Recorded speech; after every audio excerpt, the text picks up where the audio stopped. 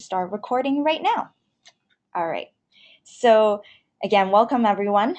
Today, the webinar on data on the data portal will be divided into two sections. In the first section, for the first 20 minutes or so, we'll go over the data requirements and where you can find some of our resources. And then you'll get a little bit of time to ask any questions about that section. And then after that, we will be going over some of the key new features on the portal, and then we'll be going through the usage of the portal and how to exactly enter your data. All right, so to get started, Maggie will be going through our data requirements. Oh, before that, to ask any questions at any time, you can click on the little raise your hand button in your control menu, or you can send us a question through the chat bar. And we'll be monitoring those, and we'll try to answer those at the end of the first session. And if we don't get to you, we'll answer your questions at the very end of the webinar. Again, the recording will be posted, so you'll be able to go back and review the questions and answers as well as the actual webinar itself. All right, Maggie. Thanks, Rudy. Hi, everybody. Hope you guys are doing well and that you are enjoying 85-degree sunny weather like we are after a week of cold, rainy gloom. So anyway, we wanted to give you just a review of sort of what the requirements are as Prudy said. We talk a lot about data collection at Wholesome Wave, and you hear about it from us all the time. We present it at the convening. You get handy outcomes documents, but all of this comes from the hard work that you all do and your staff do throughout the year, reporting data to us through the portal. And so, as you know, some of the outcomes reports that were handed out at the convening that you can find on our website and are posted on our online community highlight these aggregated results from across our network. And to be able to talk about $2.4 million in federal benefits and incentives combined across 306 sites, the impact that the program's having on 3,200 farmers, being able to report that on average 27% of market sales are coming from federal benefit and incentive sales, so from low-income customers.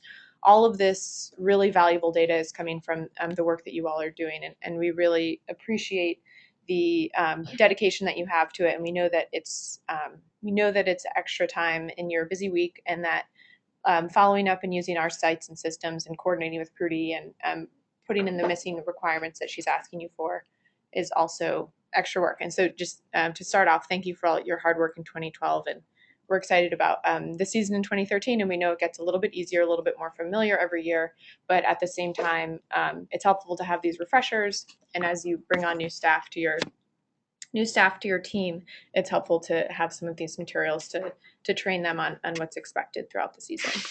So in addition to data, we also love to pair the data with great stories and photos, and so periodically throughout the year, in addition to some of these core requirements that we ask you around data collection, just to say that we like to be able to contextualize numbers and put them in the broader story of what's going on at your market. And we can do that through the photos that you share with us at the end of the season and throughout the season, as well as great stories or tidbits and quotes and testimonials from your market managers, market staff, farmers, and customers, talking about the impact of the program in their community, on their health, and on their farm business. So throughout, just to kind of add, data is sort of a consistent thing that you report to us monthly, but throughout the year, if these things are coming up at your market, we'd love for you to share them with us. And for at the end of season, when we do our end of season report, we kind of emphasize that. But I think it's helpful to say that from the beginning of the year too. And all of those things we hope you're collecting for your own purposes, because they have the data and the stories together, go really well into creating collateral, promotional materials for your program, using in press interviews or getting media attention, social media, as well as, of course, reports to your funders and other documents that you want to share, updates for your funders. So good for us and good for you guys too. All right. So Prudy put together a great just sort of cheat sheet summary of data requirements, because we know that sometimes that can be hard to keep on top of. What is Wholesome Wave expecting, and to be able to communicate that with staff in a really concise way. So you'll find on the learning community a short document of just the key things laid out that we require for you to submit, as well as just some of the frequently asked questions that we see on that Prudy gets throughout the year, and that I've gotten in the past, of just using the portal and reporting data to Wholesome Wave. So you all know that you report market level data. The details of that is on that cheat sheet. The customer transaction numbers, new customers. None of that has changed for this year. What is different is that this year you can choose to submit your market data for a month instead of per market or per week. And so, for some of the smaller markets that have fewer transactions on a daily basis, this is, we think, a little bit of an easier way for you to report and to be able to combine everything into just 1 month. And you'll be able to specify how many market days this data reports. So you'll see this as Prudy goes through some of the newer features on the site, but you'll be able to say, for the month of June, all I have to worry about is making one entry. Of course, you can still report weekly or per market. If you are interested in seeing that level of detail for your markets and being able to track your budgets a little bit more closely, maybe you have a higher volume market and you want to be able to track your dollars going in and out every market day, all of that is up to you to decide. So, and as in the past, Prudy will be looking through the portal monthly to make sure that data is coming in. So whether it's one entry or 4 or 8, whatever it is, she'll be there to check that it's coming in clean and organized, and we'll be following up with you if anything's missing. And just as a reminder, to give a heads up from the beginning of the season, that you'll see the end of season report and sort of wrapping up all of this year's data at November and December, along with those photos and stories and other collateral from your markets that we love to see. So that's it for market data. As we had sent out an email recently, I think a couple weeks ago, but just a refresher or a reminder that we're not doing surveys this summer, but all of our consumer surveys are online on the learning community, and you can download them and use them at your market as you need, and you can modify them or do what in the past folks have asked us if they can add more questions or tweak the questions or give them to their university collaborators and do all sorts of things with them. So they're now online and a resource for you to use for your market. If you would like any technical assistance or support in administering the surveys, just get in touch with us and we will help you guys out. And just if you're doing anything exciting with your surveys or have some cool collaborations going on with evaluation of your market, of course, let us know. Cool. And then, and in the past we've done brief mid-season check-in phone calls with partners, and if we won't be scheduling them with every partner this year, and I don't think we did last year, but we do know that for some folks it's helpful to kind of have an opportunity to chat about some of the challenges or successes, exciting things going on in your market, some of the big questions that you're facing for the season. And at any time this season, if it's helpful to check in and chat with Wholesome Wave staff, we are available. So just shoot myself and Prudy an email and we'll be happy to set something up with you. And finally, for my part here, just another shout out for the learning community that all of these resources and materials, whether it's the outcome reports, the data requirement list that I mentioned earlier, this portal webinar archiving, and the notes that go along with it, all that's found on the learning community. So just take a look and see as a follow-up. And if you have, again, new staff, please orient them to using this site as well as sort of their one-stop shop for the double value coupon program and any questions or resources that they might be looking for. And so we just look forward to kind of hearing your feedback on how the site is working out for you. And we definitely hope that it is a useful way for you to both find all of the resources that you're looking for from Wholesome Wave, but be able to connect with other partners in the DVCP network and to learn from each other and build some of those relationships directly. So, okay, so we are happy to take any questions that anyone has at this point about upfront data requirements, what's expected of you for this season, and anything that I just kind of covered in that really broad overview. All right. So again, if you have any questions, feel free to type it out in the questions section of your little control panel there, or just click raise your hand and we can unmute you so that you can ask your question in voice person. I think we're good. All right. Again, if you do think of any questions, feel free to just type them out or raise your hands. All right. So the first thing that I want to talk to you guys about are some of the new features that we have added to the portal to make your life easier, hopefully. Um, these new features are things that we added following the feedback that we got from all of you throughout last year and also in the end of season reports. So some of the highlights include improved custom fields so that you can actually use them to collect other data that we don't require you to collect, so that you can keep all of your market data in one place and generate kind of like one big report that you can use, and therefore make your life a little bit easier that way. The other thing, as Maggie mentioned, is the ability to enter monthly totals instead of per market totals.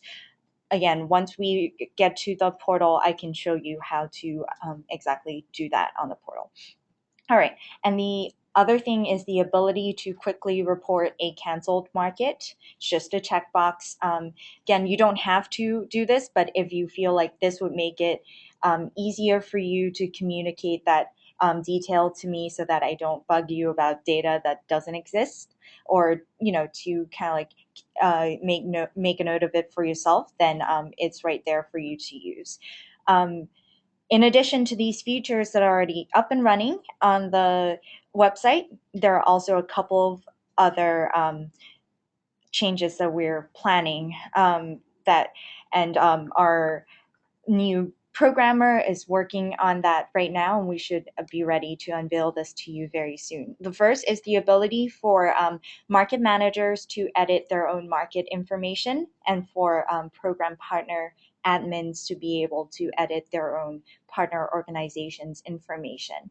And we hope that this will make it a little bit easier for you to report your market and organizations informations and any changes throughout the season to us, and keep us updated throughout the year. And the other one is the ability to to create new market entries by duplicating old records. This is something that CSA partners especially have been asking for, to make it easier for them to enter data that usually looks very similar from month to month. So once those are up and running, you'll get a note from us about how they work and all that stuff. So again, the portal is there to hopefully make reporting data easier for you, and for you to use, not just to report to Wholesome Wave, but also for your own purposes as well.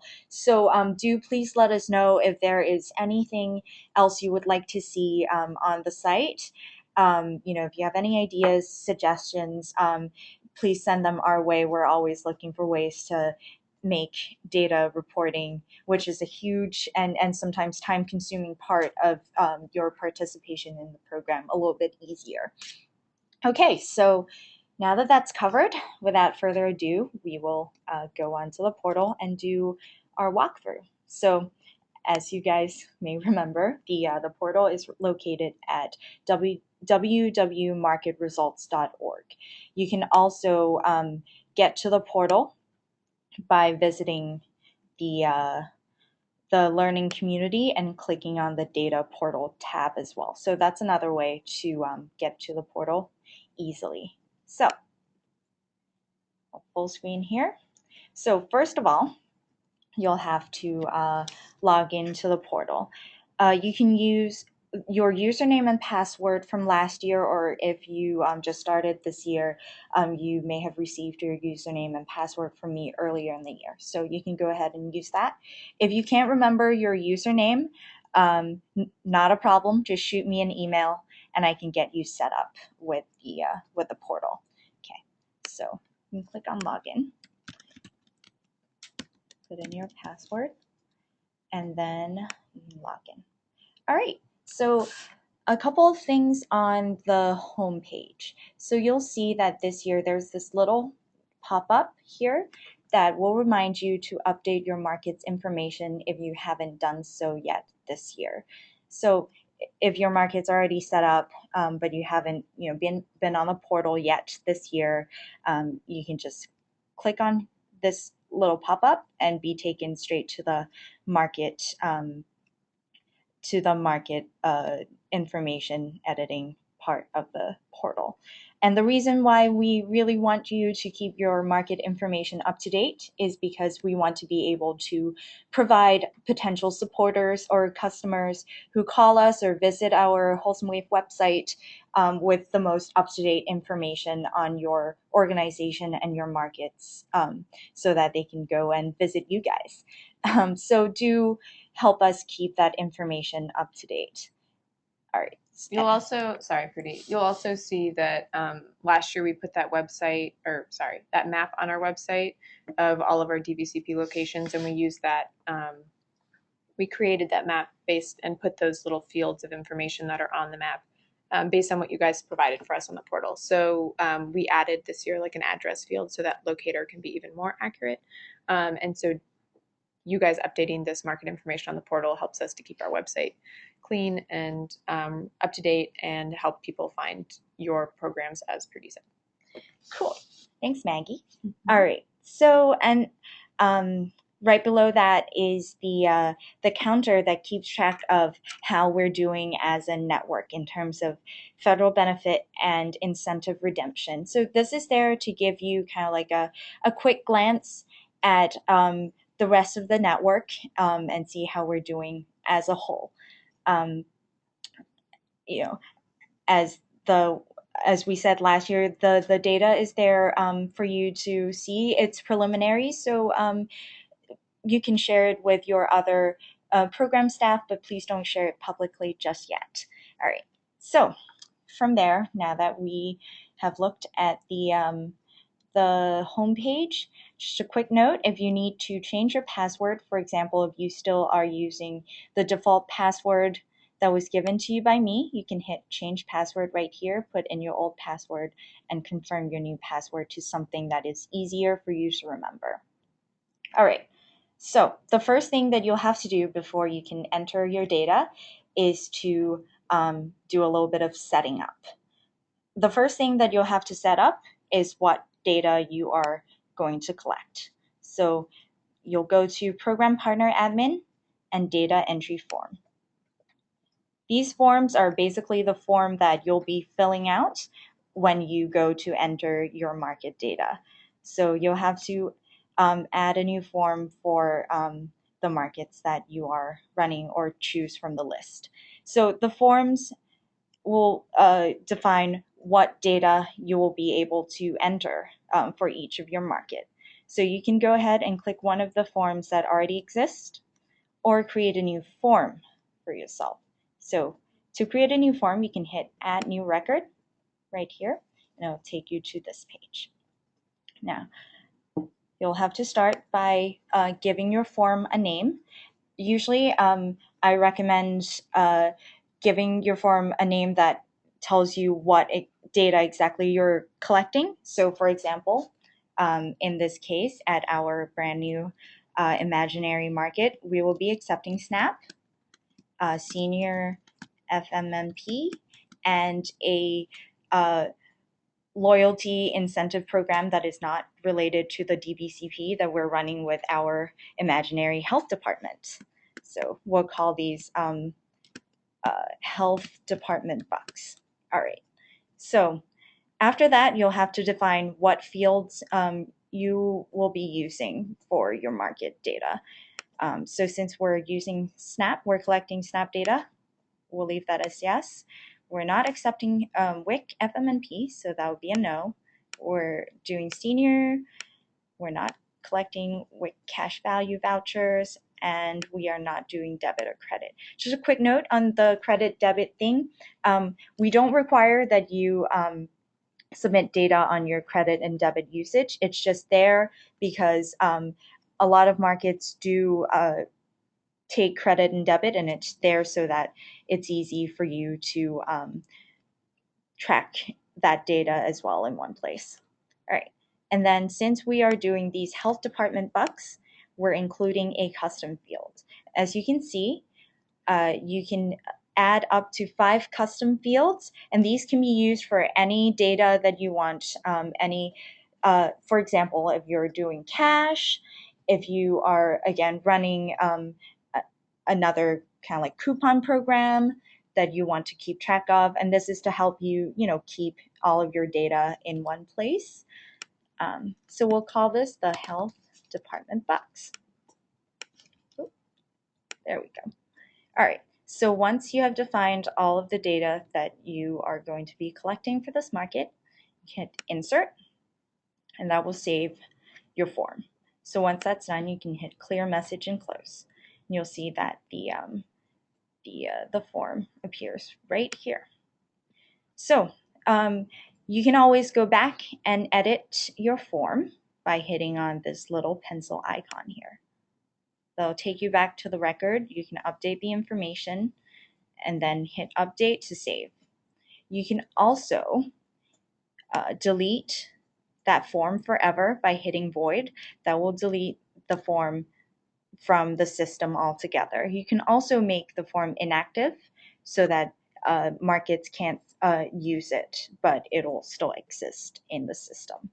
So I want to leave this active and I want to update. Now, you can create as many forms as you want. Each of your market can use a different form. For example, if you are working with, say, a network of 10 markets and they're all collecting all different types of federal benefits, you can add a form for each one. You can also use the same form for all of your markets if you're collecting the same data for all of your markets. Okay. So now that we've defined what data we're collecting, we are going to go ahead and add a market. So where we're collecting that data. Okay, so you're going to go to Program Partner Admin, Markets. Again, Program Partner Admins, Markets. And if you have existing markets, they'll be listed in this table here. Now, to create a new market, again, you can add new record. You'll start to see that the portal actually follows the same kind of logic all the way through. And to add, delete, edit any records, whether it is a user, a market, a form, or an actual data entry, is very similar. So first of all, you'll want to name your market. So we'll call it the test market 1, for example. As Maggie mentioned, we now have an address field, so please fill that out. This one is at our office, Main Street in Bridgeport, Connecticut, 06604. All right. And then we also ask for your market manager's name and email address. This is in the case that we can't reach you, for example. This gives us kind of like a second person that we can reach out to. It's not a required field, but we do recommend that you add that. The market's website as well. Again, this information will be added to our updated partner map, and this will help us kind of like locate the most up-to-date information on your site and also to promote your site as well. From there, you'll put in the approximate number of weeks that your market is running for. So my market is 3 months long, and that will be about 12 weeks. All right. And then you'll put in your start and end date for your season. So my market started 2 Mondays ago and will be ending at the end of August, on the last Monday of August. And the market is on Monday, and it's going to be at 3 p.m. to 6 p.m. Average all customer traffic. If you know that, put it in. If not, that's fine. You can leave it out. If your market does SNAP sign-on, tell us. If your market does nutrition education, tell us.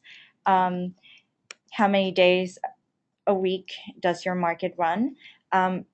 Again, this information will show up in the cheat sheet if you go to review it, but how do you say what counts as a different market? So if you run your market, say 2 days a week, and all of the same vendors show up, it's in the same place, you kind of regard it as one market, then record it as one market.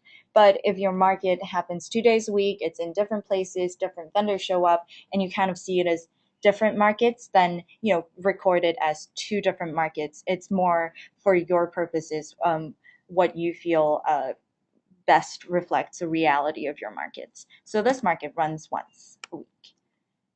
You'll be including DVCP, of course. And if your incentive program, if your DVCP has a different name, please tell us what that name is. This will help us, again, have the most accurate information on your market and help to advertise your market properly. It's also interesting for all of us to see what your programs are called. So this one is called Double Double. And then we'll ask you how much your match is. So if it is a one for one match, so a straight up doubling program, you'll put in $1. Nope, 10. If it is, say, a $2 for every $5, then put in 40 cents, and so on. And then if you have a matching limit per market day, just put that in as well. We have a $10 limit here. Okay, and then incentive program launch and end date are the next fields.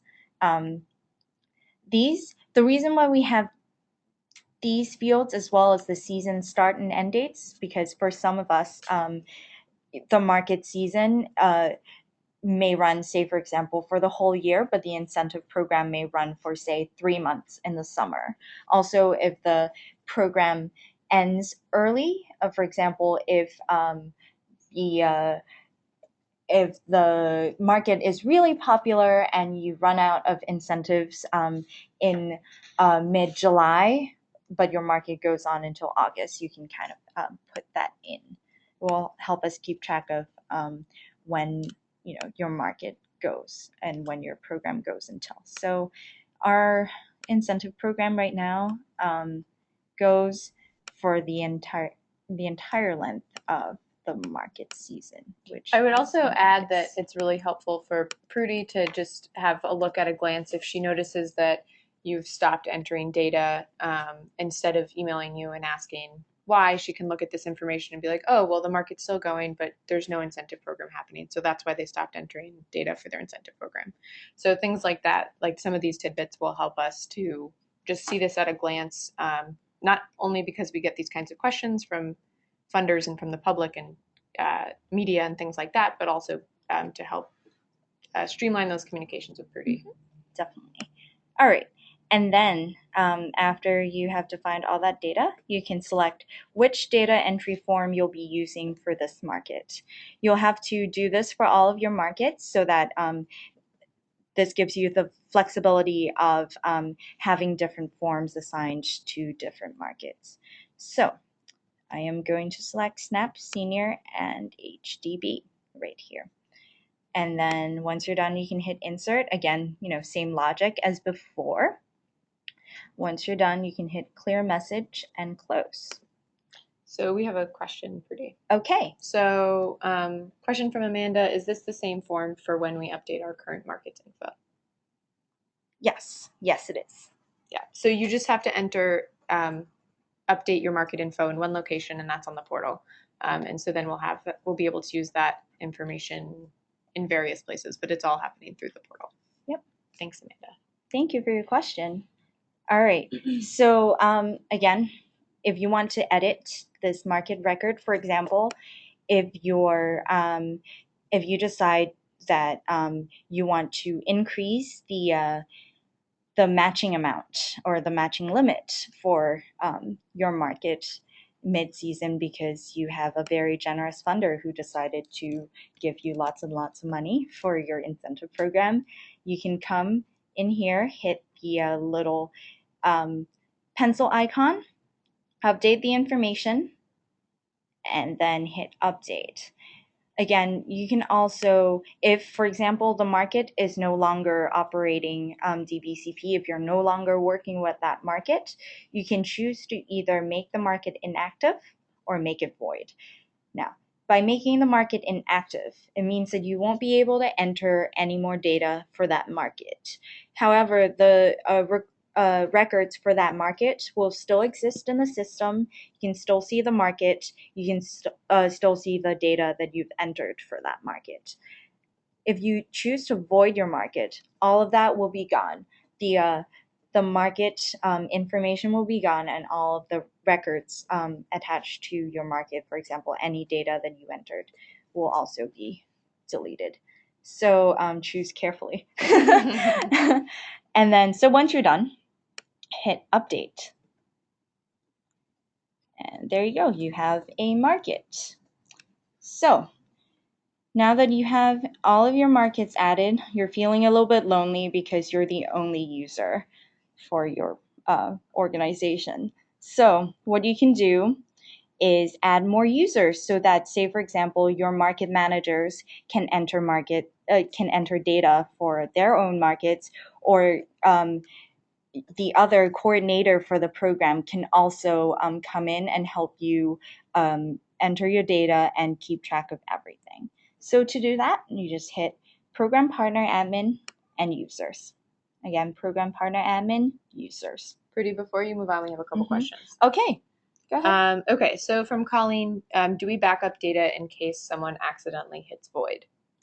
That is a good question. I can keep track. I can ask our programmer and see if that is something that he can help us do.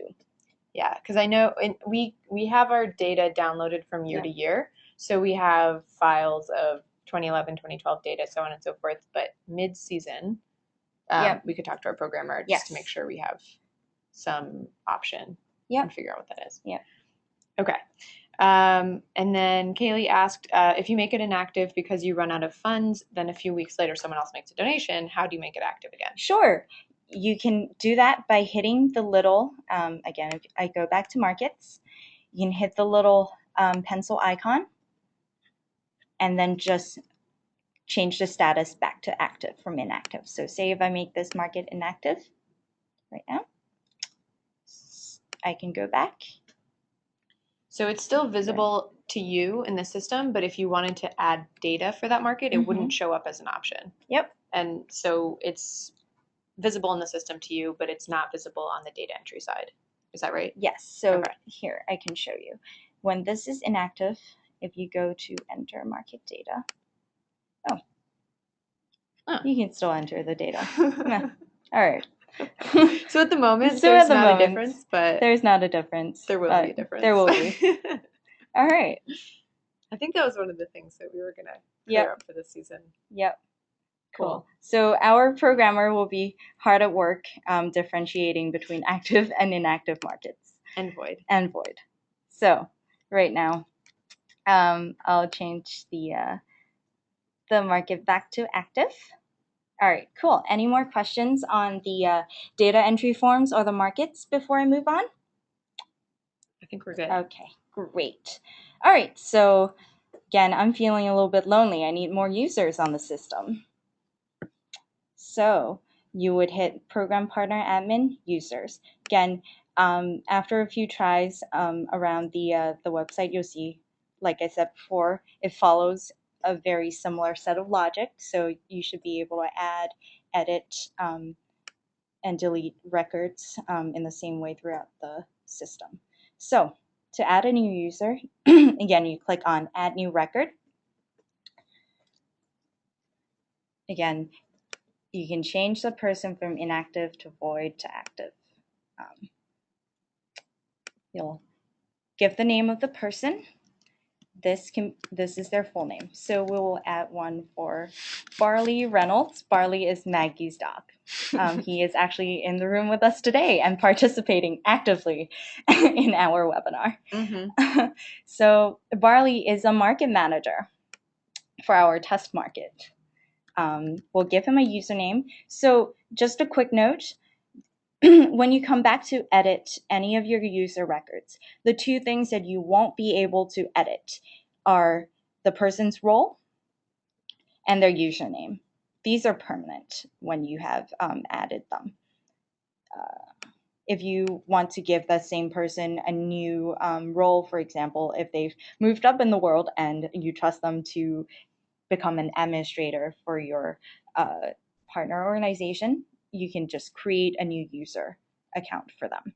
So you'll add a username, you'll add a password. You'll see some of you might remember from last year, this feature is not available. You just get a default password that you then change. This year, program partner admins can create a password for their market managers and their and other admins. So you can add the password, confirm it, add their email address. That Does that mean that the program partner admin can also change their password Yes. if someone gets locked out? Yes. That's one of the reasons why we added this feature. This will help you help your market managers who get locked out. So if at least one admin can remember their username and password, you can help your friends, which I think helps to streamline things a little bit so that you don't have to wait for me to check my email to get someone into the portal. All right, so just put in their barley@wholesomewave.org. So the email address is where that person will be notified of their new account, and also if they want to reset their password, if they forgot their password, for example, that's where they'll be sent an email with that information. Okay. And then since they are a market manager, you'll have to define what markets they can enter data for. Now, this is a good time to differentiate between the two roles. So market managers can only view, add, and edit market data entry records for the markets that they have been assigned. So for example, if Barley is only managing the St. Vincent's farm stand, you'll just give him a yes there and leave these two no. He'll only be able to enter and see market data from that market. For program partner admins, admins will be able to see data from all of the markets, add data for all of the markets, and edit data for all of the markets. They'll also have this little tab and the ability to create forms, markets, and users, and add and edit those records too. You'll also be able to view reports of various kinds, and I'll go through that in a little bit. Okay, so we'll add this new market manager. He will be the market manager for our test market. Insert. So again, it'll tell you that it has been added successfully. You can hit clear and exit. So you'll see the record shows up right here. Now, if you ever need to go back and change anything in their record, hit the little pencil icon to edit, go back, change their usernames. I'm sorry, you can't change your username. You can change their password, their markets that they're responsible for, change their phone number.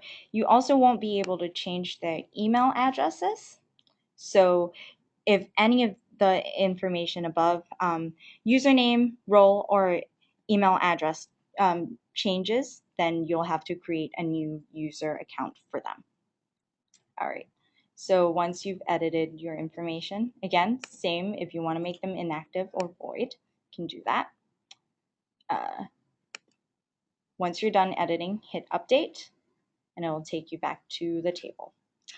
So now you've done all of the setting up. You have your market, you have your market managers and users, and you have your data entry forms. Now you are ready to enter your data. So before we do that, if you have any questions, please raise your hand or type it out.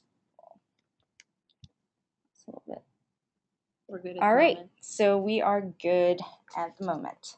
So first of all, a little word about entering your market data.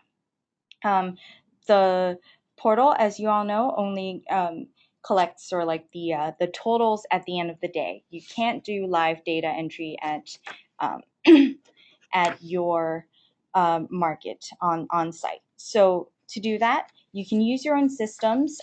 Some of you, I heard, are using Access and other programs to with some success. If you don't have a system for doing that, we have um, a template for you if you want to use it. If you go to the instructions tab, this is where information, resources related to data is kept. So if you And a go lot to, of this stuff is now found on the learning community, but yes, we hosted it on the portal in the intermediate, in the in between for last year. So anyway, yep, but yeah, a lot of the data information is on the portal, so it's easy to find, and then it's also now moved on to the learning community. yep. So there are there's a template that you can use for a daily transaction log that you can print out and use at your markets. So you can kind of open it up. It's a quick kind of like Excel spreadsheet that you can see here. Let me see if I can open it. Again, that you can reread, so you can kind of like print it out, customize it, use it in whatever capacity you need. And that's to kind of like help you with that. Again, this is our data transaction log. All right. So now that you have filled out your market data, at your markets, you have all of the data recorded on these sheets, and you sat down with your calculator, added up the totals. You're ready to enter your market data on our portal. You can go to DVCP market data, enter market data. Or if you're on the home page, scroll down to the bottom, you can hit enter DVCP market data right there. Okay, so it will take you to this page. Enter new market data. First of all, you'll have to select what what markets you'll be entering that data for. So we'll be entering data for our test market. And if you are a market manager, you will only be able to choose the market or markets that you're assigned to. So Prudy's logging in as a program partner admin, she can view any of the markets in her network. If Barley was logging in as a market manager, he would only have one option and it would be pre-selected. Yep, exactly. So first thing you'll have to do is put in the market date. Now, if you are entering data for multiple days, so for the whole month, for example, you would put in the date of the first market that you're entering data for. So, for example, if I'm entering data for the entire month of May, and my first market day of May is the 13th, I would put in the 13th. Okay, so we are entering market for, say this time we're doing last week. Now, if you're only entering the market data for one day, you'll just put 1 in here. If you're entering for the entire month, you'll put in 3 or 4 or 5 or however many markets you are entering data for. You can also say you have 2 markets a week and you want to just report that data only once. You can also do that. Say first day is the 20th. I'm entering data for Monday and Tuesday's markets. There are 2 markets I'm entering data for. So that's our monthly data entry feature, and we hope it makes your life a little bit easier. As I mentioned, we have a was market canceled feature that will help you report canceled markets easily. You can just go in, select yes, and it'll just fill out everything with zeros. And that will let me know that your market was canceled that day without me having to email you about it. So there we go. So market is happening today. You'll put in all of the data that we ask for. For a reminder of what all of those fields mean, you can refer to our cheat sheet. That's, like Maggie said, on the online learning community. We have a question. Sure. So what happens if 1 out of 4 markets in a month are canceled? Sure. So you can just report that this basically what the market canceled feature does is it gives me a quick way of knowing that knowing why there isn't a market entered, or because it'll just be a market that says I'm canceled, and it'll have zeros attached to it. If say you have 4 markets that month and one of them is canceled, you can just put 3 markets in the number of market days for which data is entered box. And then if you can just leave me a quick note in the notes section that says market was canceled on this date. So there's only 3 market days reported. That will make my life a lot easier. So you should report the number of market days that were active and happened, and then make a note of how many and which dates were canceled. Yes. So we need, and the reason for that, the reason why you're not reporting 4 market days and one of them is canceled and you're making a note of it, is that when our evaluation specialist looks at the data, she needs to tie the data to the number of market days. So like the dollar amounts and the transaction numbers have to correspond to the number of market days that actually took place. So that's why you would report the number of days that actually happened and make a note of which ones are canceled. Cool. Thanks, guys. Good questions. Okay, awesome. So to go through these fields quickly, vendors, all the vendors who are at the market, farmers or vendors eligible to redeem benefits. That's the number of, again, vendors who can accept federal benefits. If, say, for example, you have a stall or a vendor that represents, say, 5 different farmers, you would report that vendor as 5 instead of 1. The reason why we want you to report that data this way is that it helps us see how many farmers we are impacting with our program, and that you guys are all impacting with your programs at the end of the year. All right. And then total incentives redeemed, that's pretty self-explanatory. It's all of the incentive redeemed that day for all of your DVCP related programs. So say we have 300. So that day or that month, month. or whatever you're reporting, whatever you collected to reimburse your farmers. So, yep, and then the number of SNAP transactions, you put in, say, you have 20 transactions, so 20 swipes. Number of new SNAP EBT customers, that's a number of customers who have never been to the market before, ever. So if they came last season, but this is their first time this year, they don't count as a new customer.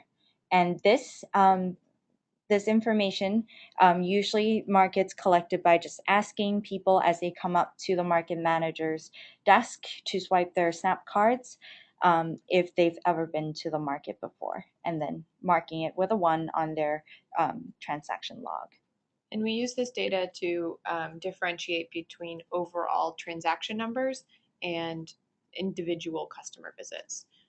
So we can kind of, although, for instance, last year, although we had 114,000 transactions over the season, only whatever it was, like 40, 90, I don't remember, 40,000 individual customers came to the market, making those total of 114,000 transactions. So that's why we ask you to differentiate from between the 2.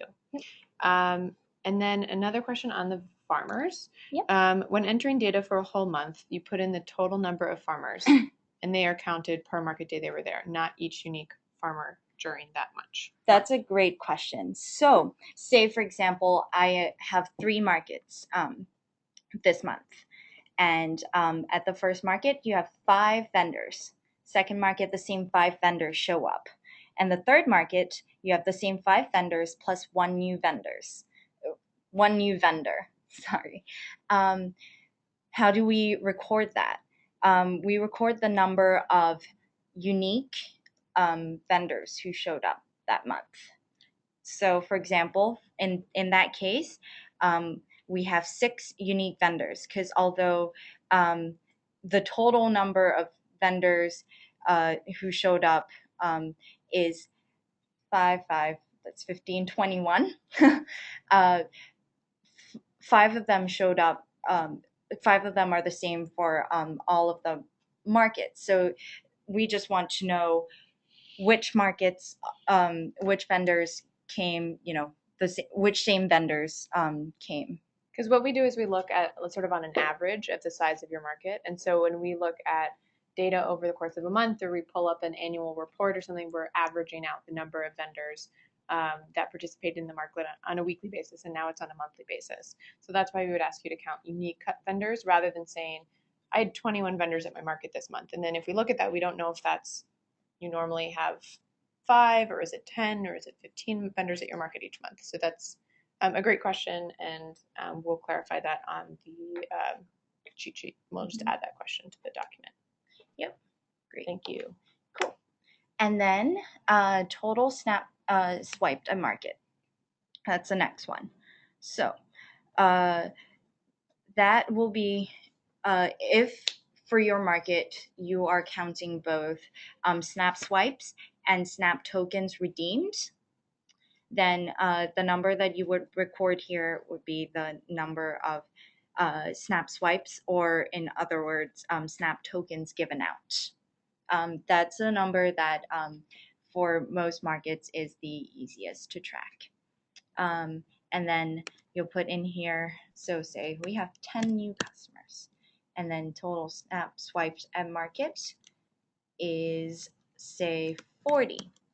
And then the total, sorry, that wouldn't make sense with a total redeemed. So say we have $150 in Snap that's swiped, and then a total of $100 was given out as an incentive match.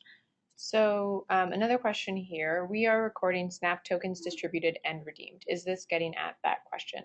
So what Prudy's saying is that we ask you to report to us what was swiped at the EBT terminal. And so technically that's just the distributed number and not what's coming back from the vendors at the end of the day as redeemed Snap. So I think it's a little bit different than what you're asking, Jessra, but if you have a follow-up question, we can chat a little bit more in detail about what you guys are doing at your market. Again, if you want to track your Snap, we don't ask for the Snap tokens redeemed number, but if you want to keep track of that on the portal, you can add that as a custom field. Exactly, and as Prudy said, we think that's an easier number for markets to track consistently because they're, the market managers at that EBT terminal swiping, so they know exactly what it is, and we are working under the assumption that all of the EBT is being reimbursed to vendors first, and that money that is getting swiped is also getting redeemed. So yep, ultimately it will be the same. Ultimately, it will be the same. Yes. Okay, so the next one is your FMNP redemption. Again, the number of transactions is, say, 10. Number of new is 5. Total FMNP spent by customers. So now for some of the bigger markets, this might be a tricky number to collect because the checks are spent directly with your vendors.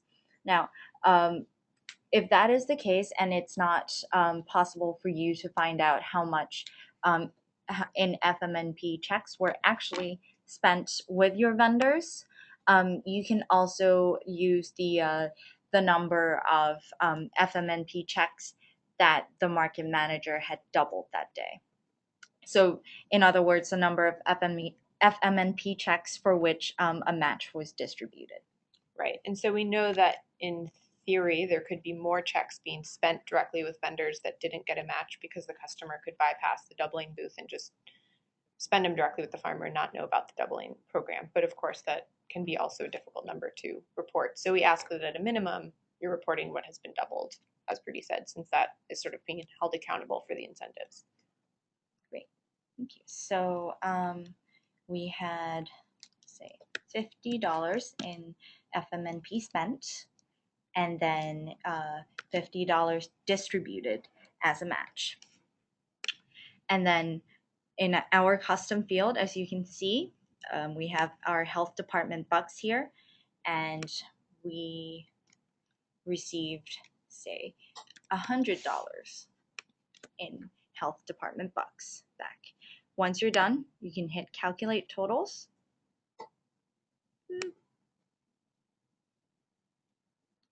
Then that should come up, and then you would save it. Oh no. Oh, if, there we go. I did this on purpose.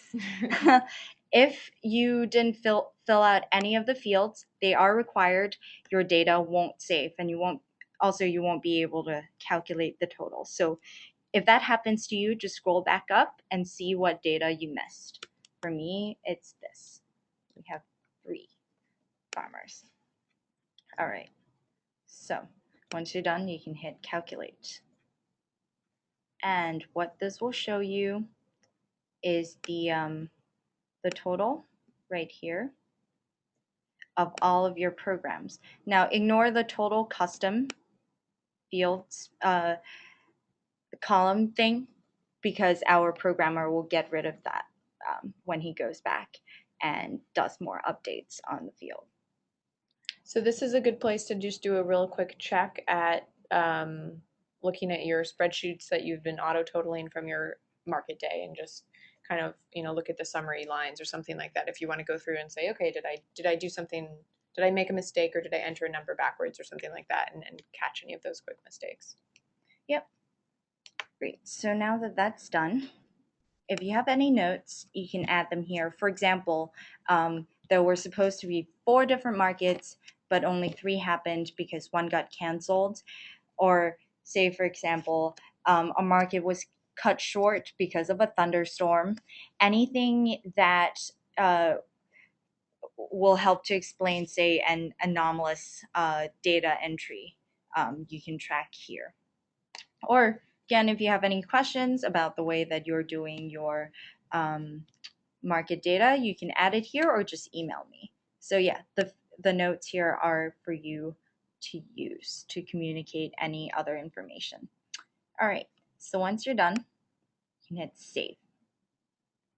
And it'll show you the results have been added successfully. And then you can just clear that message, and it will take you back to the enter a new market data screen. All right, any questions about entering your market data? I think we're good for now. All right, cool. So once you've done that, there is a way for you to modify your market data. Say, for example, I entered the wrong number for the number of vendors. What you can do is go to DVCP market data, go to modify market data. This feature is also available for market managers, again, just for the markets that they have been assigned. So you can click on modify market data here, DVCP market data, modify market data, and then just hit select the market that you would like to see. Otherwise, if you don't do that, it'll show you all of your market data. Then from here, you can select which dates you want to look at so that you can find the right market entry. All right, so it's this market entry that I'm looking for, and I want to edit it. So I can click on the little pencil icon, just like that, and it will take me back to the screen so that I can edit any of the information that I need to. And again, you can make the status void to delete the market data entry. Inactive won't do anything here, but if you void it, it'll delete it from your market data table. Okay. So once you're done, you can hit update and it'll take you back to the same screen here. All right. So if you do have more than one market entered, in this case, we've only entered one for the season, but if you have a season's worth of data here, there, Pretty will get to the different types of reports that you can pull, but maybe if you could just explain like what you can see here and then how Sure. you could organize some of that data a little bit, and you could like pull up another Yep, year or something so you can definitely. see a bunch of it at once. All right. So we can see a market that we did last year, say. So our St. Vincent's farm stand hasn't started yet this year, but has data from last year. So the way that you would pull up data from previous years would be to change the starting and ending dates to specify where you want to see data from. So you'll click on the little calendar pop-up here and then specify the date. You can use the back and forward arrows here if you're only going back a month or two, or you can click on the month and select the month from the little pop-up here. So we're doing January 2012. Once that's done, you'll have to select the date. And here, see, I changed the date. And also change the end date. For example, I only want to see data from 2012, nothing after that. You can do, again, click on the little month thing, and then from the pop-up, select the correct month and year, hit OK, and then select the date from that month, and then hit filter by date. And it'll pull up all of the entries for that market from the period between those two dates. And then you'll see all the totals for the different columns. You can, for example, sort your data using the different column headings. For example, if you want to sort by, you want to see which market has the highest transaction, the highest number of transactions, you can view it here. You can also group your your data by column. So, for example, you can, if you go to select, this will show, let's see, all of your market data for all of the markets that you can see for the period between those two dates. So now if I want to group that data by, say, market name, I can drag and drop into the column header right here. This will separate out my my data using the market names. You can also do that with other columns as well. This flips the direction. For example, you do E before S, or if you click it again, it'll do S before E. All right. So once you're done with that, you can remove it by dragging it away from that little bar there. You can do it again. You can do the same thing with other columns, with two columns, so that you can see the total number of vendors for your data sorted by total number of vendors and also market names. So these are some of the ways that you can view your data. And if you scroll to the bottom, You'll see the totals. yeah, it sums it up for you, and you can see the totals for the dates and the markets that you've selected. And if you scroll back up, you can export all of this information to Excel, and then you have a modifiable spreadsheet that you can email around or share in whatever format. Yep.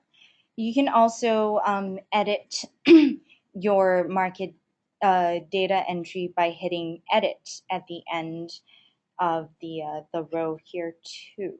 It'll do the same thing as clicking on the pencil icon does. It's just two ways for you to get to that edit page.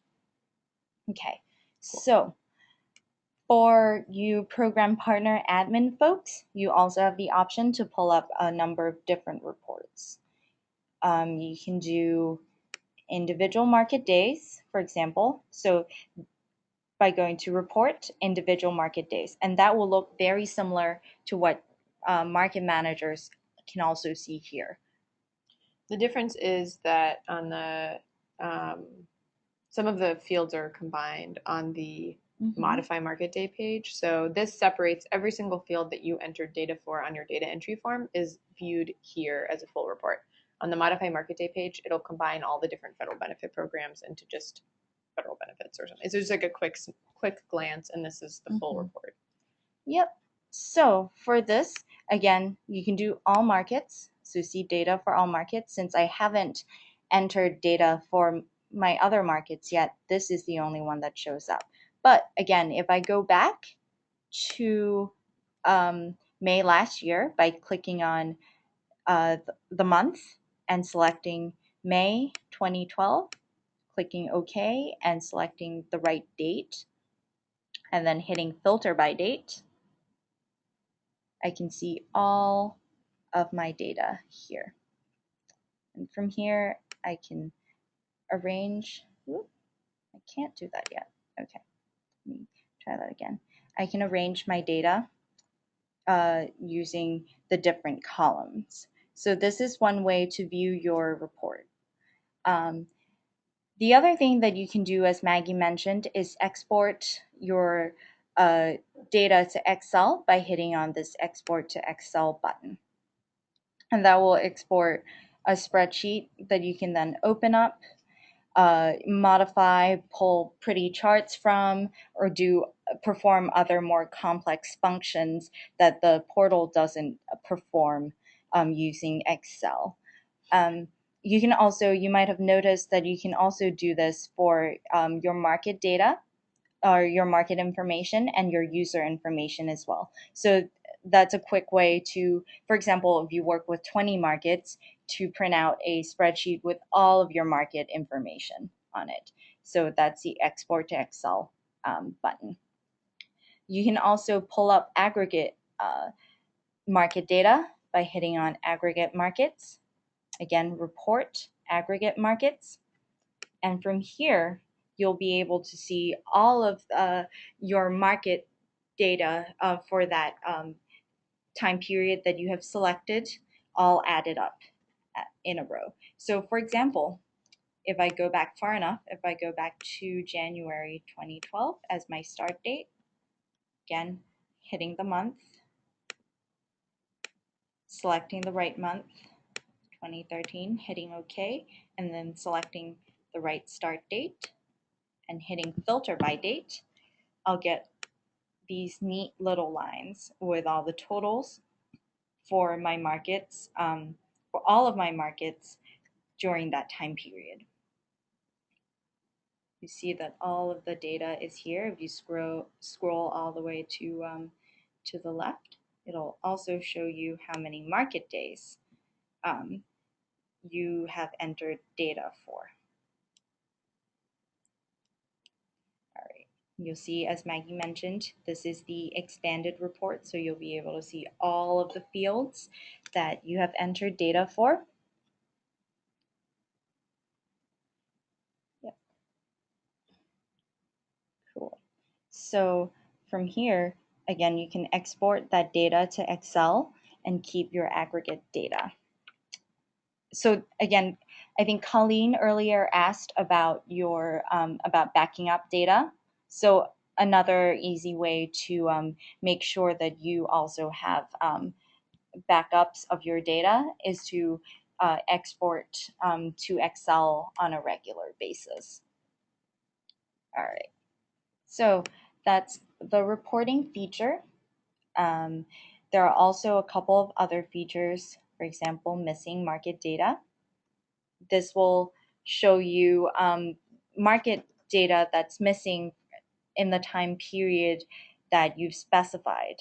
And what the portal uses to show the missing market data is the time period that you put in when you update your market information that says the market start. I'm sorry, the it's your incentive program start and end date when you update your market information. So for example, if your incentive program goes from May 1st all the way to July 31st, but it's now June 6th, and you've only entered one day of data during that time period. It'll show you that during this week there are there are 3 market days missing, for example. So this is a quick way for you to see um, whether your market manager has been keeping up with their data entry, or if you've entered all of the data that you need to enter. Are there any questions about the reporting feature or anything else we've covered so far? I think we're good. All right, so we are good. Oh, wait, we have a question. All right, Don, we will unmute you. You can ask your question. Oops. Oh. Are you there, Don? Hi, Don. Hello? Hi. Do you have a Can question? you hear me? Yep. Yes. Oh, okay. Yeah, I just wanted to check on, I just report on a single market, and I don't get on my portal the reports or the, which just disappeared from me here. I don't get the reports tab and the other like administrative tab. I only get 3 tabs: home. I don't get program partner, admin, or reports. Sure. So what that means is you're classified as a market manager. That will give you the ability to enter and edit your market data for your own market, the market that's been assigned to you, but none of the other markets. And this might happen if, for example, you're working with an organization that works with a number of different markets. So they Well, might. yeah, we're just a single market, so that's why those tabs are not on my portal. Yep. Okay, that's all I want to check on. Thank you. Gotcha. So here I can show you everyone else at home what Dawn's screen might look like by logging in as Barley, our fake market manager. So since Barley is the market manager for just one market, he only has 3 tabs here, as well as the same information on the home screen. So right. Yep. So he can go and enter market data since he is only the market manager for this one particular market. He can't choose which markets he gets to enter data for. And then you can perform all the same functions. Again, Don, you can modify your market data.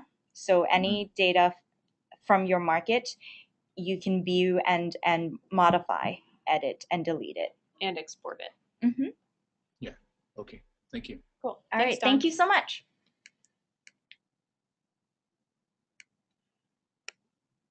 Cool. So that concludes our walkthrough of the data portal.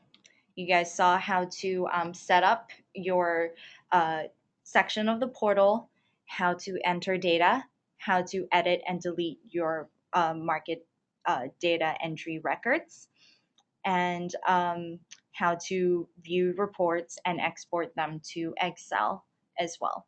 So hopefully, with a little bit of practice, this becomes easy for you all to do. And now, if you have any questions, we can take them. And if not, thank you guys. If you're jumping off because you don't have any questions, thank you for joining us. And the webinar and notes and recording and all of those great things will be shared online. Yeah. Again, if you have questions but don't want to stay on, or it comes to you in the middle of the night, you can always shoot us an email or give us a call. We're always here to help you with your data entry or anything related to your program. And again, as we mentioned before, please do check out the partner cheat sheet if you need a quick overview of all of that information that we just provide, as well as some answers to some common problems that we have heard about throughout the year. Cool. So we'll stay on for a little bit if anyone else has any questions. And for everyone else, thank you for joining us again, and hopefully we will be seeing a lot of you at our next webinar, which is on Farm Bill policy and advocacy techniques, and that's going to be next Thursday. All right, thank you, everyone.